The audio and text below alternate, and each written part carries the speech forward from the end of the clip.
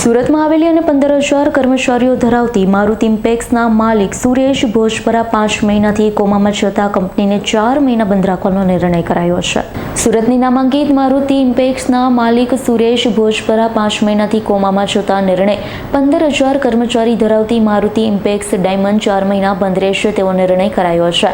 દેશમાં સૌથી વધારે યુનિટ છે. વિદેશમાં 10 ઓફિસ ધરાવતી મારુતિ ઇમ્પેક્સ ડાયમંડ ફેક્ટરી 3 થી 4 મહિના બંધ રહેવાનો વોટ્સઅપ ઓડિયો વાયરલ થયો.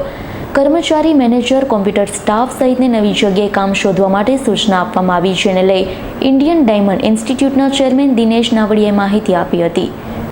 સમગ્ર સૌરાષ્ટ્રની અંદર ખૂબ મોટા પ્રમાણમાં રોજગારી પૂરી પાડતી એવા મારુતિ જેમ્સના માલિક શ્રી સુરેશભાઈ ભોજપરાને દિવાળી પહેલાં બ્રેઇન એટેક આવતા એ કોમામાં સરી ગયેલા અને આ કંપનીની અંદર કાર્યકર જે મેઇન હતા એ સુરેશભાઈ જ હતા. ખરીદી કરવી, સેલ કરવું, દરેક કંપનીના મેનેજમેન્ટનો દરેક વસ્તુમાં પર્સનલી ધ્યાન રાખી અને પોતાનો કારોબાર ચલાવતા હતા. પરંતુ આ બ્રેઇન સ્ટ્રોકના કારણે દિવાળી સુધી તો એ કોમામાં સરી ગયેલા. દિવાળી પછી થોડા ભાનમાં આવ્યા છે, પરંતુ દિવાળી સુધી ફેક્ટરીઓ એ માટે સ્ટાર્ટ રાખેલી એમના લઘુબંધુ શ્રી દિનેશભાઈ લખાણીએ કે દિવાળીની અંદર રત્ન કલાકારોને દિવાળી ન બગડે. પરંતુ દિવાળી પછી પણ હજી સુરેશભાઈનું સ્વાસ્થ્ય કાર્યરત થવું જોઈએ જે ધંધાકીય રીતે, એવું હજી સ્વાસ્થ્ય સુધર્યું નથી. અને આ સ્વાસ્થ્યને ધ્યાનમાં રાખીને એક કંપનીએ નિર્ણય લીધો છે કે સુરેશભાઈ જ્યાં સુધી સંપૂર્ણ સ્વસ્થ ન થઈ જાય ત્યાં સુધી 3 થી 4 મહિના માટે કંપનીઓ આપણે બંધ રાખવી.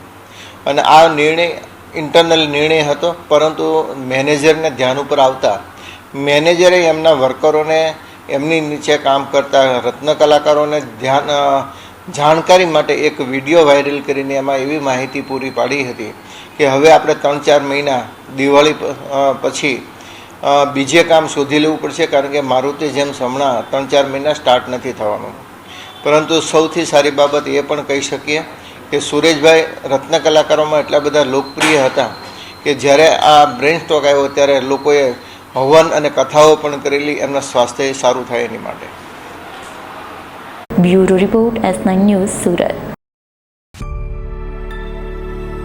અમારી તમામ માહિતીથી અપડેટ રહેવા માટે જોડાયેલા રહો S9 ન્યૂઝ સાથે.